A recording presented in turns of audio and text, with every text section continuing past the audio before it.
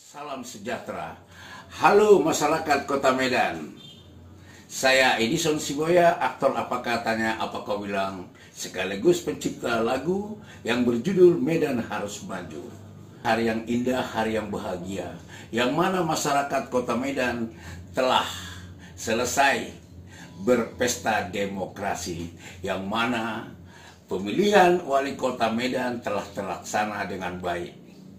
Saya Edison Siboya mengucapkan selamat kepada Bapak Bobi Nasution dan Bapak Aulia Rahman yang telah meraih suara terbanyak 54% lebih. Semoga Kota Medan jadi kota berkah. Jadilah pemimpin yang baik, jadilah pemimpin yang disukai oleh masyarakat luas. Halo masyarakat Kota Medan, salam sehat. Tetap semangat. Horas, horas, horas.